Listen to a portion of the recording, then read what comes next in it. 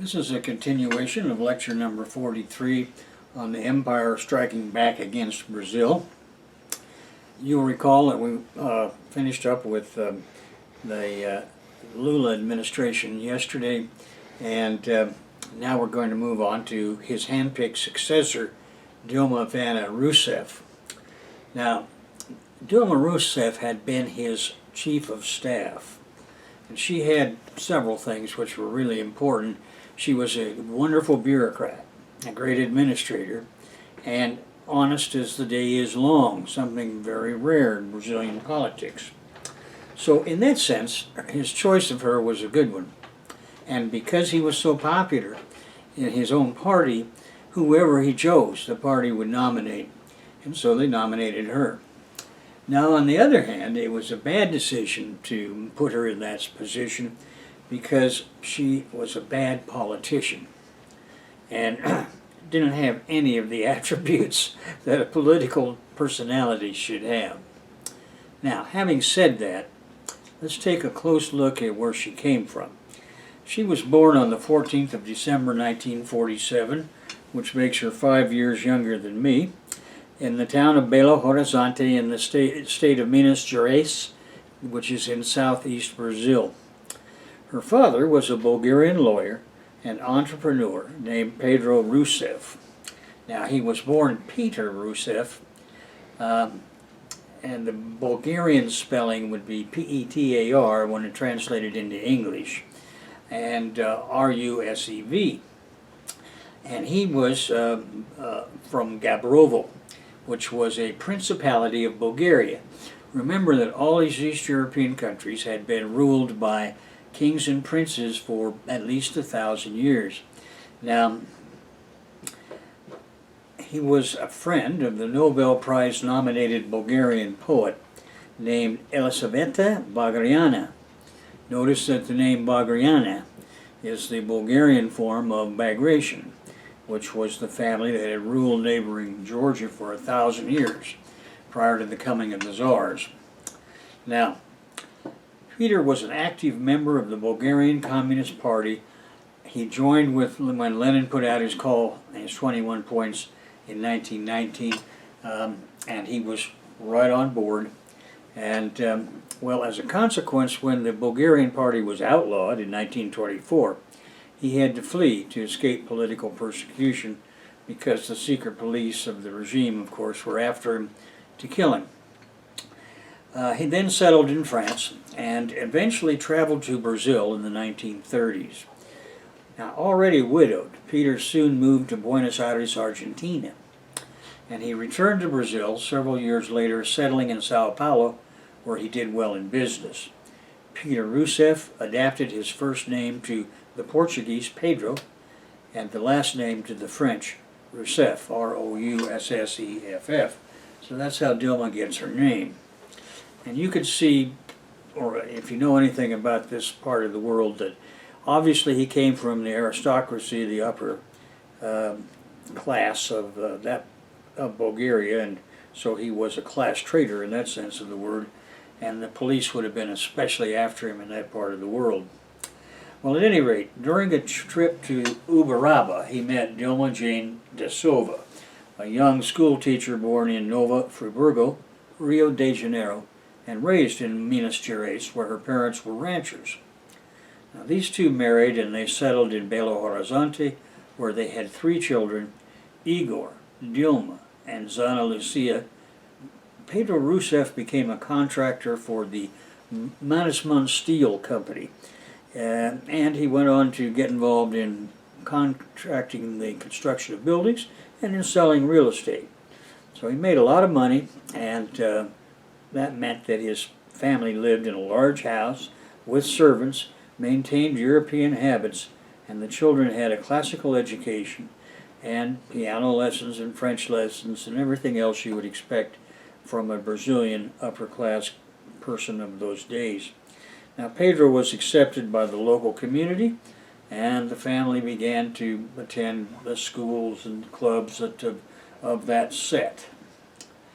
Now, Dilma's education and political awareness began in Belo Horizonte, where she received her early education.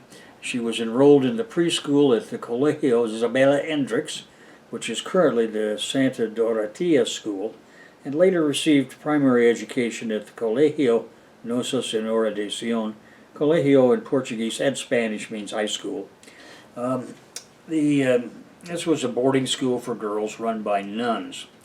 In this school, the students primarily spoke French with their teachers.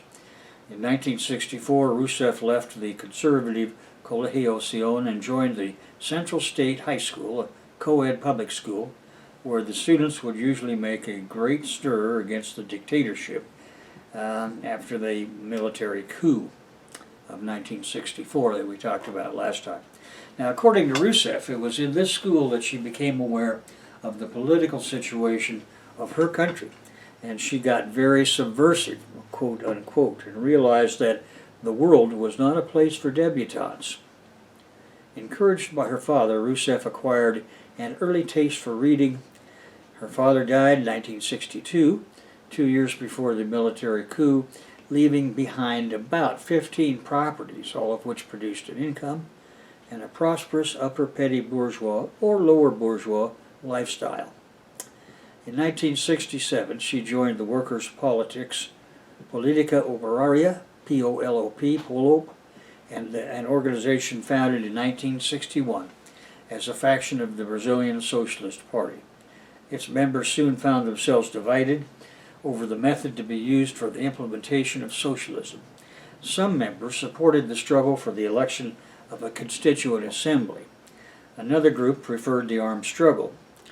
Rouseff joined the second group, which originated the Command of National Liberation, in English, Colina, C-O-L-I-N-A.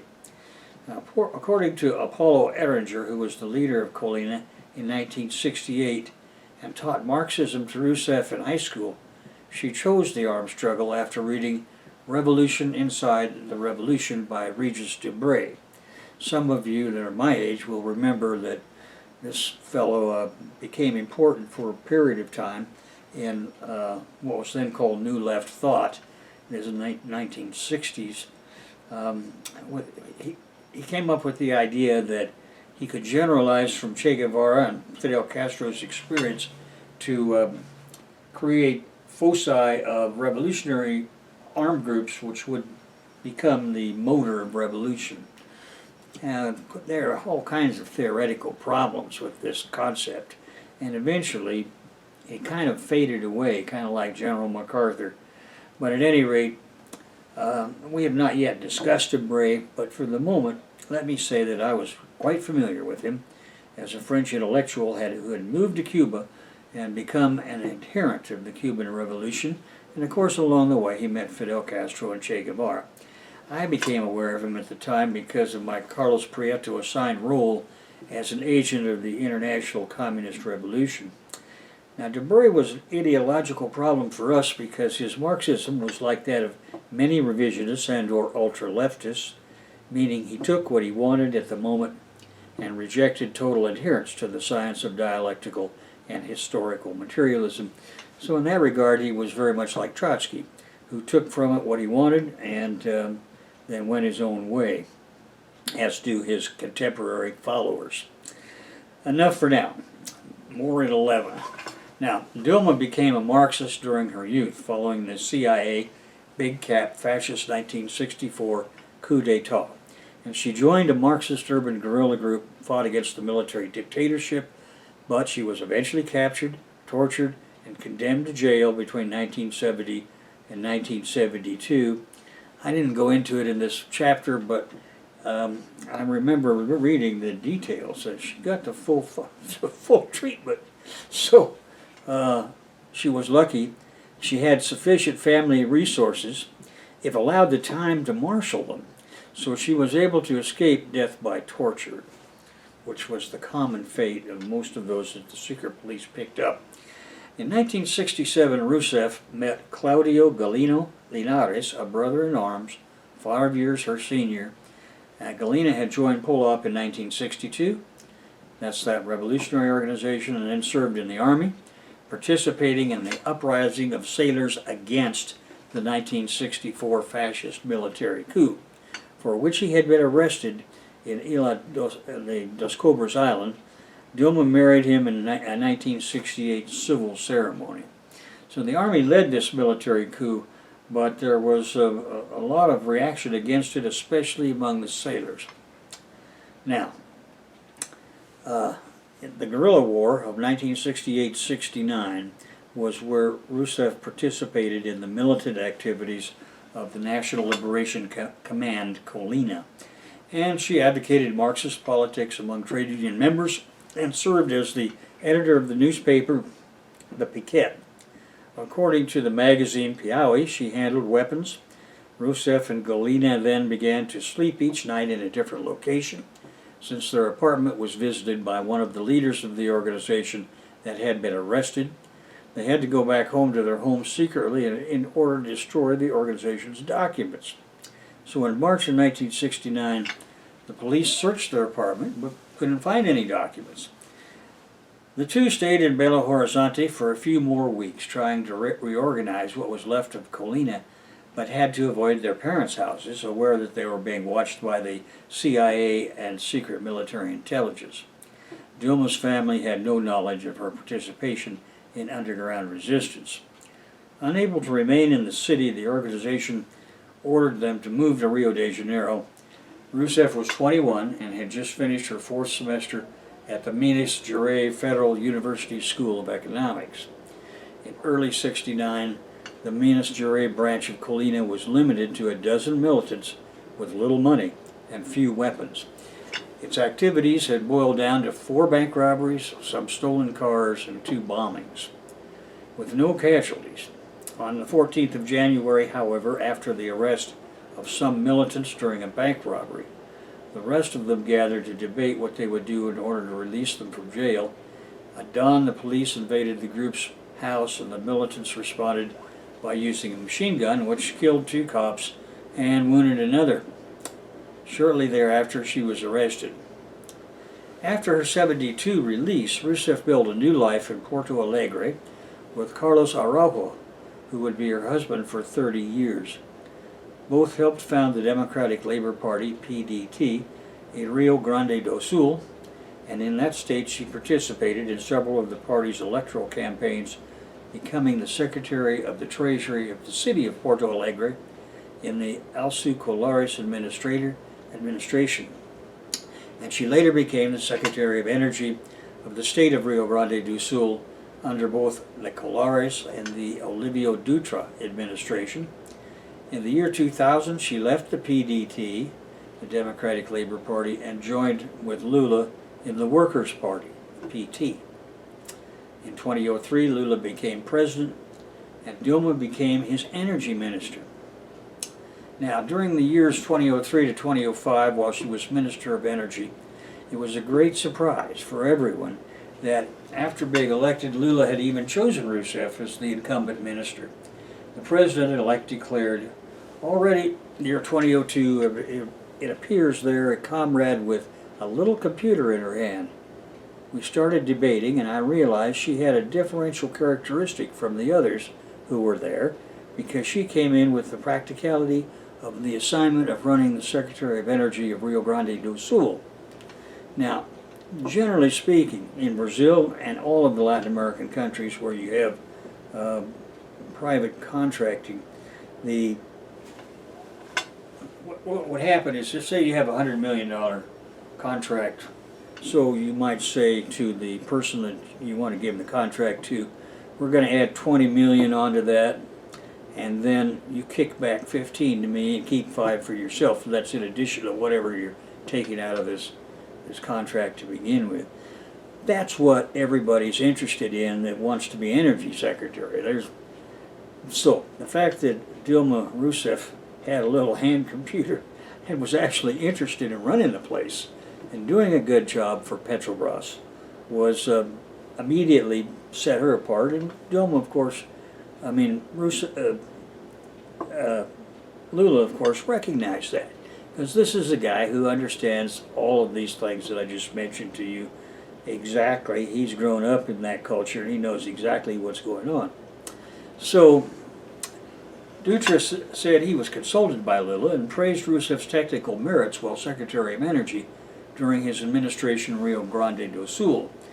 I could have weighted the scale in her favor at that time, but from the transition government forward, the merit is all hers, he recalled. After her appointment, she became very close to José Dirceu, appointed by Lula as the new Chief of Staff of Brazil. Now, under her management, the Energy Ministry respected contracts made by the previous administration, and her efforts prevented further blackouts. She implemented an electric model less concentrated in the hands of the state, and Rouseff not only kept the free market in energy, she expanded it. José Luis Alcaraz, president of Light SA, praised the approach taken by Rouseff. Now, just because the government owns something in Latin America doesn't mean that it's going to be corruption-free. In fact, that's exactly the opposite. So what she would have recognized is that it will be in the best interest of everybody if we have a little bit of competition in the energy market with the government energy ministry itself. So that was why she was advocating and did, in fact, put into effect private enterprise kind of competition system, convinced that urgent investments in power generation was required so that the country would not face a general blackout in 2009. So she entered into a serious clash with then Minister of Environment Marina Silva. Dirceu had to create a team of mediators between these two ministers in order to try to resolve their disputes. A close friend of Lula, Pinguelli, was appointed as the president of Electrobras, that's the state electrical company, and found himself at odds with Rouseff on several occasions, considering an early resignation once. He was ironic about Rousseff's alleged mood swings, being quoted as saying that this lady formats her disk every week. Pinguelli eventually left the federal government in 2004. Mauricio Tomaskin, a member of the transition government which shared a vision of the energy sector similar to Rousseff's, was invited by her to be the executive secretary of the ministry. He stated that once they got to know each other better, Rouseff started shunning at him occasionally. It's her way, it's not personal, and in 5 minutes everything is okay, he said. Sauer, who took over the gas and energy department of Petrobras, also clashed with the minister, who rejected his idea of a purely government model. Sometimes the clashes between them were so serious that Lula's intervention was necessary, and Sauer left Electrobras in 2007. Another one that had disagreements with the minister on energy issues was the former Congressman Luciano Ziku. For him, Dilma is the most democratic person in the world as long as you agree 100% with her. He recently left PT and joined the Green Party along with Marina Silva.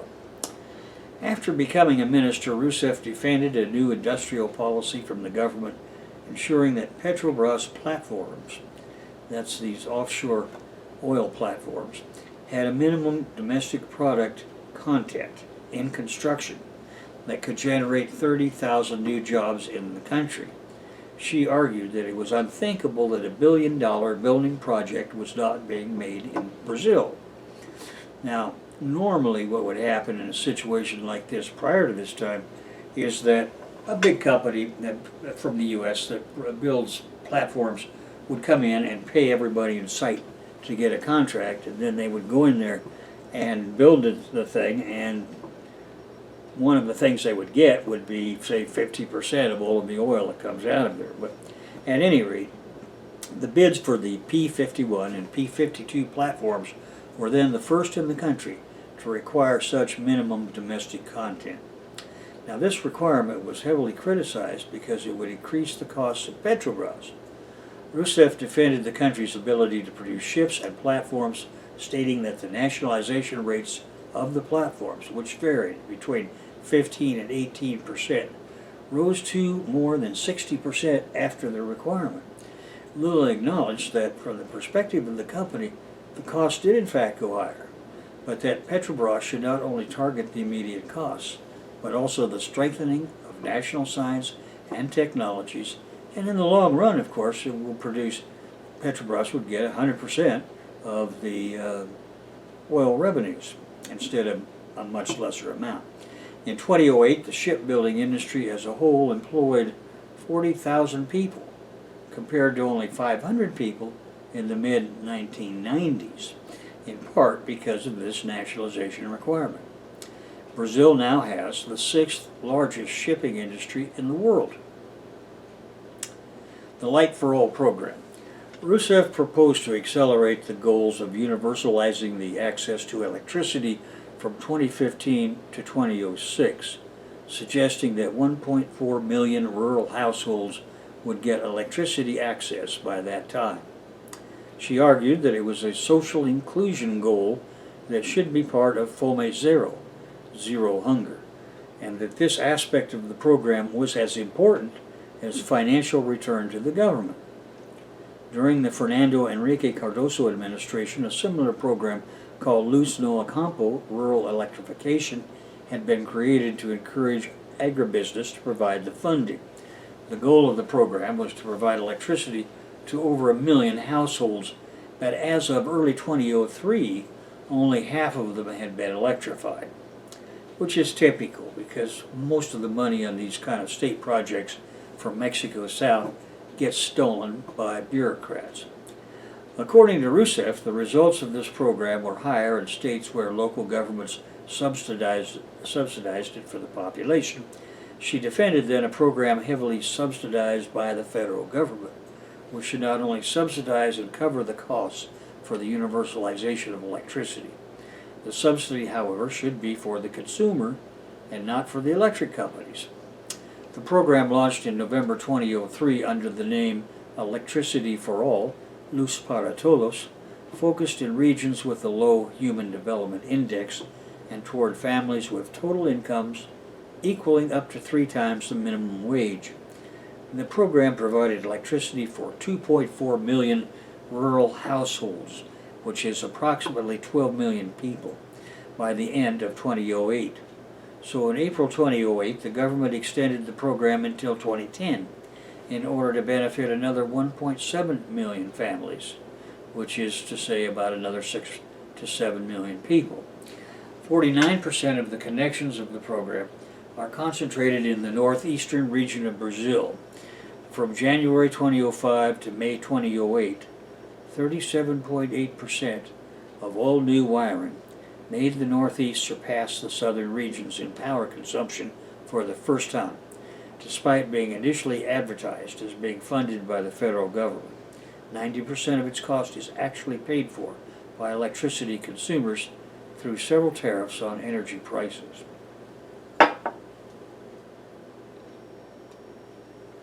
Now, the years from 2005 to 2010 saw her promoted to being Chief of Staff.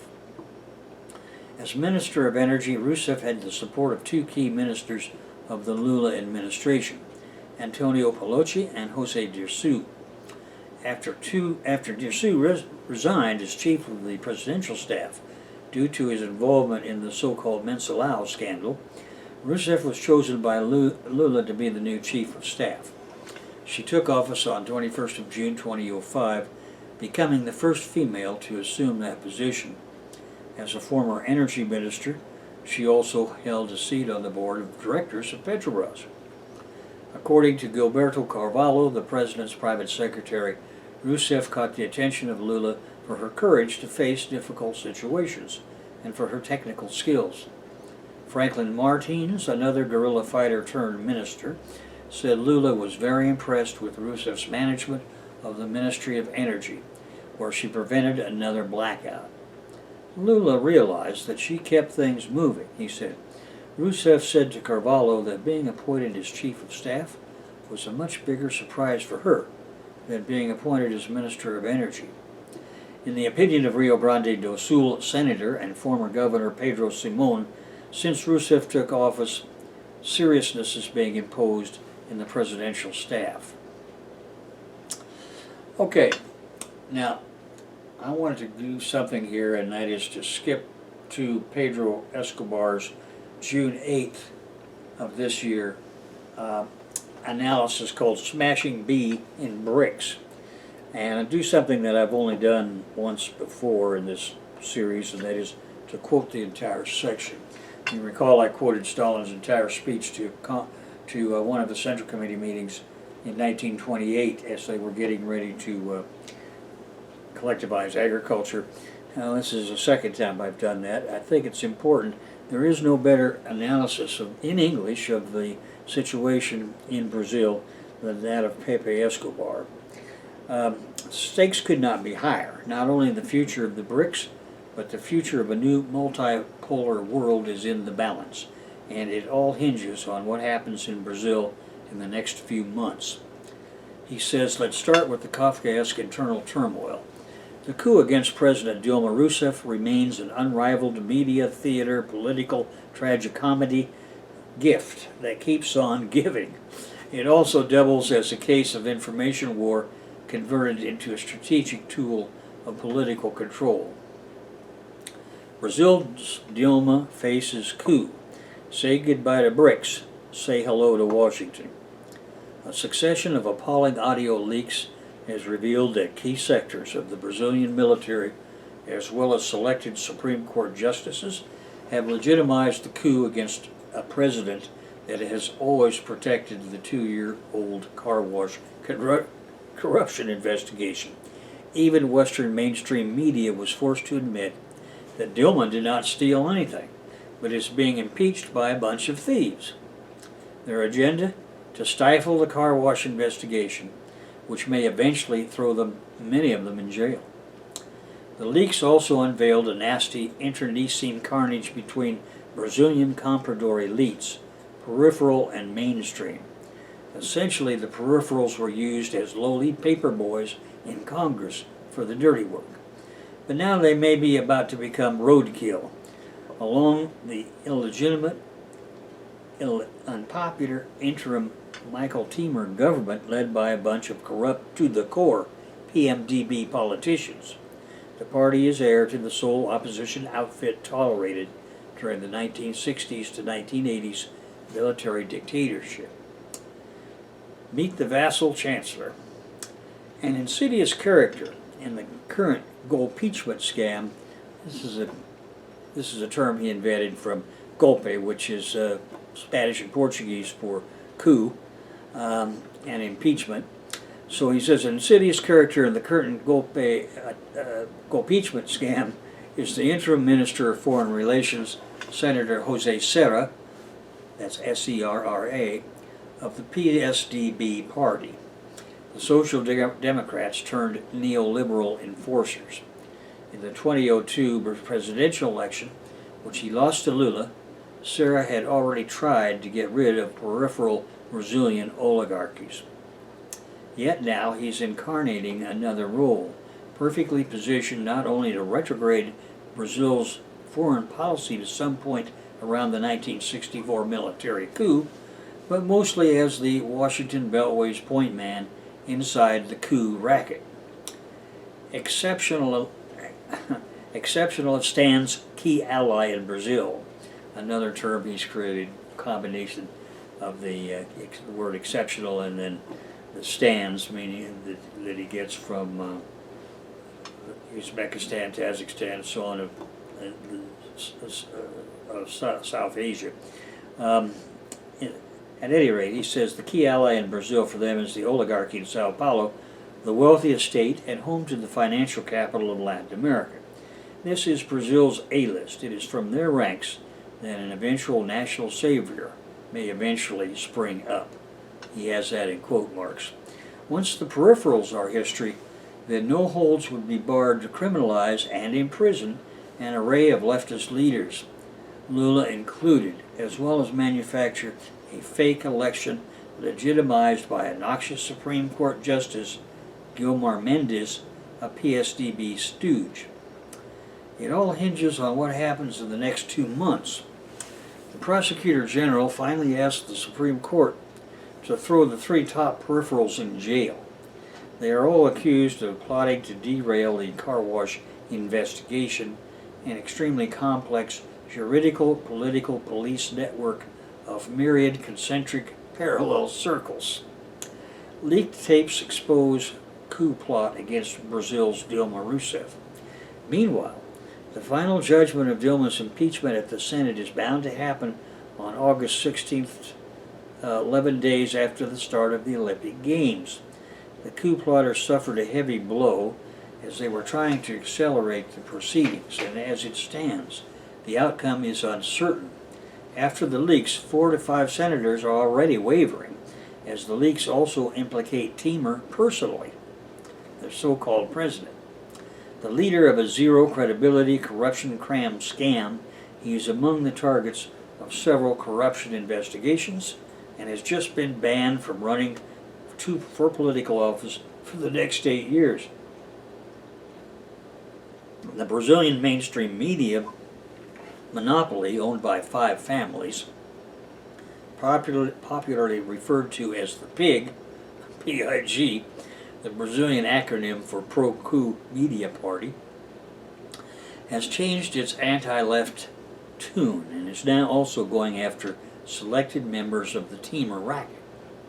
According to the Constitution, if both the presidency and vice presidency are vacated in the last 2 years of a given term, it's up to Congress to elect the new president.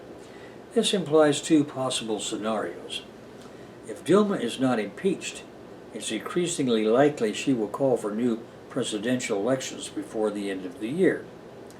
If she is impeached, the PIG will tolerate the stooge-cram Temer interim racket until January 2017 at the most.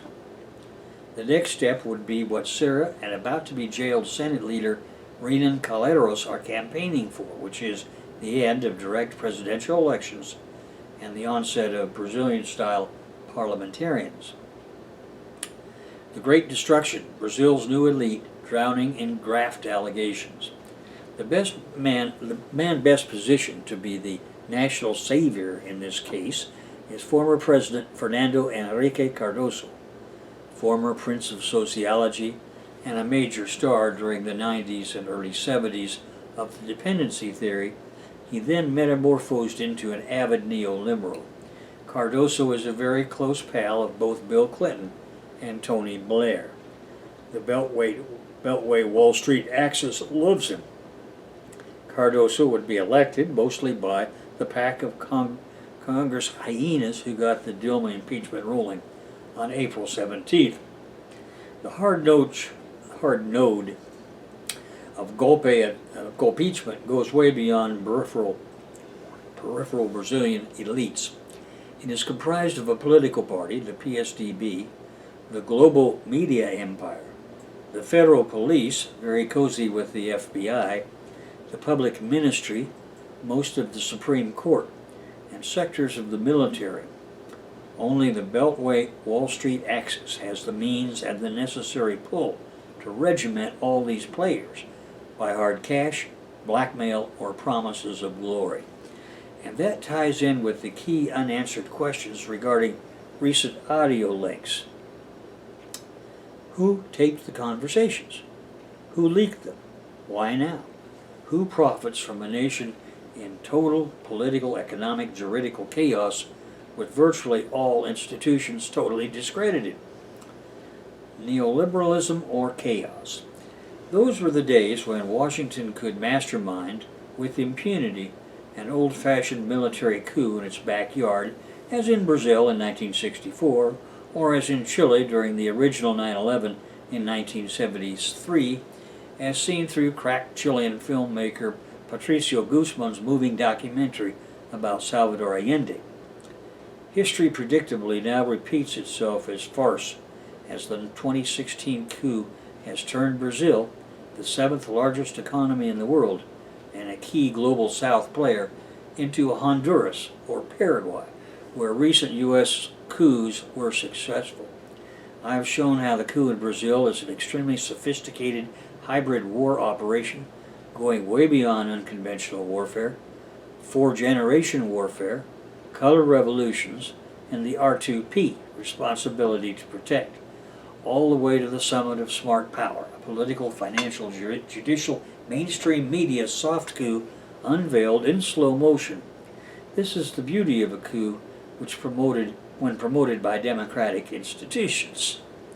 First Brazil, next Venezuela. Will the world see a coup in Caracas? Neoliberalism may have failed, as even the IMF research wing has concluded, but its rotten corpse still encumbers the whole planet.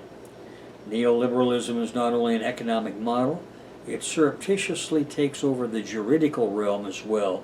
In another perverse facet of shock doctrine, neoliberalism cannot prevail without a juridical framework. When constitutional attributions are rejected to Congress, that keeps the executive under control while generating a culture of political corruption.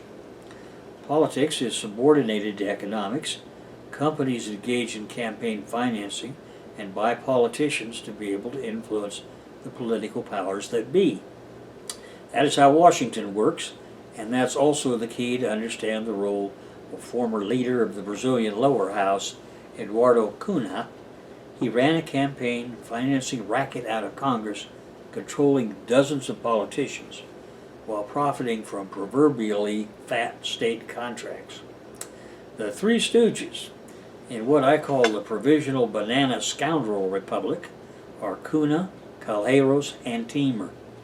Temer is a mere puppet, while Cunha remains a sort of shadow prime minister, running the show, but not for long. He's already been suspended as the Speaker of Congress. He bagged millions of US dollars in kickbacks for those fat contracts and stashed the loot in secret Swiss accounts. Now it's a matter of time before the Supreme Court has the balls, it's not a given, to throw him in the slammer. NATO versus BRICS all across the spectrum. And that brings us once again to the big picture. As we proceed in parallel with an analysis by Rafael Bautista, the head of Decolonization Study Group in La Paz, Bolivia. He's one of the best and brightest in South America, who's very much alert to the fact that whatever happens in Brazil in the next few months will drive the future not only of South America, but the whole global South. Exceptionalist's project for Brazil is no less than the imposition of a remixed Monroe Doctrine, the main target of a planned neoliberal restoration is to cut off South America from the BRICS, as in essentially the Russia-China strategic partnership. Obama's legacy, the U.S. strategy of chaos, got out of control. It is a short window of opportunity after all those years under the Bush-Obama continuum, where Washington was obsessed with MENA, Middle East, Northern Africa, aka the Greater Middle East. Now South America is back in a starring role in the geopolitical soft war theater. Getting rid of Dilma, Lula, the Workers' Party, by all means available is only the start. It all comes back to the same defining 21st century war, NATO against the BRICS, the Shanghai Cooperation Organization, and ultimately the Russia-China strategic partnership. Smashing the B in BRICS carries with it the bonus of smashing Mercosur, the South American Common Market, UNASUR, the Political Union of South American Nations, ALBA, the Bolivarian Alliance, and South American integration as a whole, compounded with integration with key emerging global South players such as Iran. The ongoing destabilization of Iraq fits the empire of chaos when there's no regional integration. The only other possibility is balkanization, and yet Russia graphically demonstrated to Beltway planners they cannot win a war in Syria, while Iran demonstrated after the nuclear deal that it won't become a Washington vassal. So the empire of chaos might as well secure its own backyard. A new geopolitical framework had to be part of the package, and that's where the concept of North America fits in, backed by the Council on Foreign Relations and devised mostly by former Iraq surge superstar David Petraeus and former World Bank honcho Bob Zoellick, now with Goldman Sachs. Call it a mini who's who of exceptionalistan. You won't see it announced in public, but the Petraeus-Zoellick concept of North America presupposes regime changing and gobbling up Venezuela. The Caribbean is seen as Mare Nostrum, an American lake, North America is in fact a strategic offensive. It implies controlling the massive oil and water wealth of the Orinoco and the Amazonas, something that would forever guarantee Exceptionalist's preeminence south of the border. The Caribbean is already a done deal. After all, Washington controls CAFTA. South America is a tougher nut to crack, roughly polarized by what's left of ALBA and the U.S.-driven Pacific Alliance. With Brazil falling to a neoliberal restoration, it is over as a promoter of regional integration. Mercosur would eventually be absorbed into the Pacific Alliance, especially with a man like Serra as Brazil's top diplomat. So politically, South America must be annulled at all costs. What is left for South America would be its aggregation as marginal players, part of the U.S.-driven Pacific Alliance, to those NATO on-trade deals, the TPP and TTIP. The pivot to Asia, of which TPP is the trade arm, is the Obama doctrine's push for containment of China, not only in Asia but also across the Asia-Pacific. Thus, it's a natural that China, Brazil's #1 trade partner, should also be contained in the hegemon's backyard, South America, from the Atlantic to the Pacific and beyond. It's never enough to stress the geoeconomic importance of South America. The only way South America can be fully integrated to the multipolar world is by opening up to the Pacific, boosting its strategic connection with Asia, especially China. That is where the Chinese push to invest in a massive high-speed rail project uniting the Brazilian Atlantic coast with Peru in the Pacific fits in. That is South American interconnectivity in a nutshell. If Brazil is politically annulled, none of this will ever happen. Looking beyond South America, Brazil hopes to become true global power. So every coup is now literally allowed in South America. Indirect attacks to the Brazilian currency, the real, bribing local comprador elites with the backing of global financial systems, a concerted attempt at the implosion, simultaneously, of the top 3 economies, Brazil, Argentina, and Venezuela. Southcom, that is the U.S. Southern Command, went so far as to produce a report on Venezuela freedom earlier this year, signed by its commander, Kurt Tidd, which proposes a strategy of tension, complete with encirclement and suffocation techniques, and allowing to mix street action with a calculated use of armed violence. Echoes of Chile 1973 do apply. South America is now arguably the prime geopolitical space where Exceptionalistan is laying the base to restore its unrivaled hegemony as part of the multidimensional geofinance war against the BRICS, bent on perpetuating the unipolar world. All previous moves have led to this geostrategy of imploding the BRICS and reducing South America to an appendix of North America. WikiLeaks revealed how the NSA spied on Petrobras. In 2008, Brazil came up with its own national defense strategy, focused on 2 key areas, the South Atlantic and the Amazon. This did not sit well with Southcom, the U.S. Southern Command. UNISUR should have developed it to a continental level, but they didn't. Lula decided to award to Petrobras the prime exploitation of the pre-salt deposits.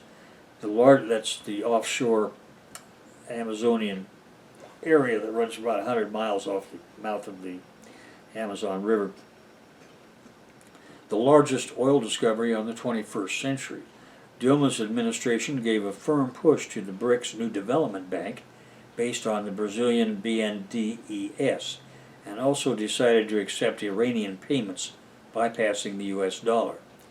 Anyone involved in South-South trade bypassing the U.S. dollar enters a kill list.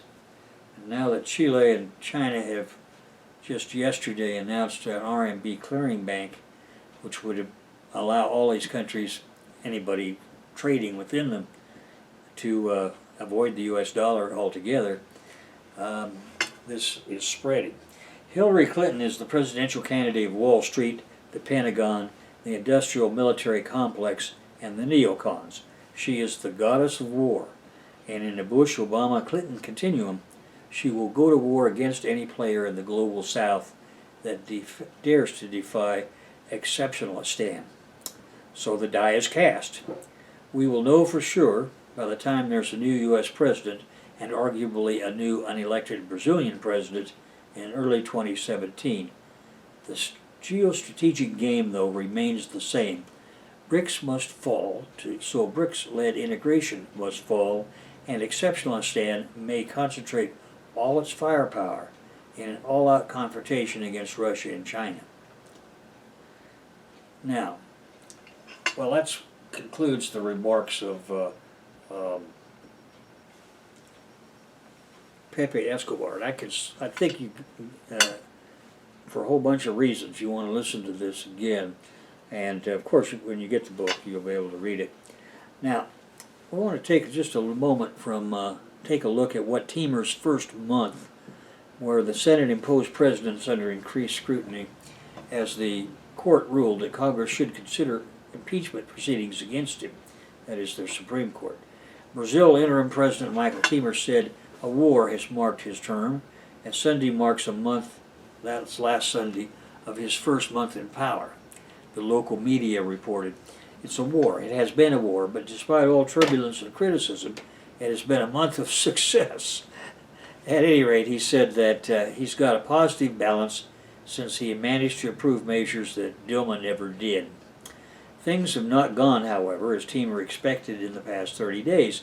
He's lost 3 ministers, and as of today, 4 of his all-white male cabinet who were forced to resign after being accused of trying to obstruct a corruption probe known as Operation Car Wash, which involves the state-controlled oil company Petrobras, which is like Pemex, a company totally riddled by corruption. He is under scrutiny over testimony linking him to the car wash scandal, and a High Court justice ruled last week that Congress should consider impeachment proceedings against him. Temer was the vice president and became president after leading an impeachment trial that led to the suspension of President Dilma Rouseff in a move that Rouseff supporters have called a parliamentary coup, as you know. Now, a recent poll found that the Senate-imposed president currently holds a 2% popularity among Brazilians, and that has been shown in several demonstrations across the country which are calling for his resignation. And, of course, his neoliberal agenda of privatization and radical austerity is not attracting any kind of mass movement. Analysts are suggesting that his move against Rouseff was made to enable his fellows from the Brazilian Democratic Movement Party, PMDB, to obstruct and disappear the ongoing car wash investigation, but most of the members of the now unelected ruling party are personally implicated in the case that basically focuses on graft involving engineering firms and Petrobras between 2003 and 2014. President Rouseff was suspended after having been accused without any evidence of using government accounts in 2014 to increase public spending as a means to convince people to vote for her re-election.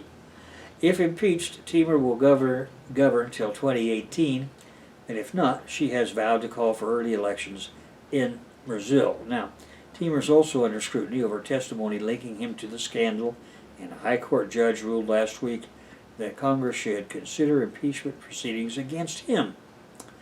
Temer previously served as VP and became president after leading an impeachment witch hunt that led to the suspension of President Dilma Rouseff. Well, at any rate, we've already gone through all of that. I think you can see that this is as scary as the possibility of a CIA victory in Brazil is. I think it's a long ways from being assured. There's no assurance to that whatsoever. The military is divided. Now in Venezuela, the CIA thing is just completely run into a hard...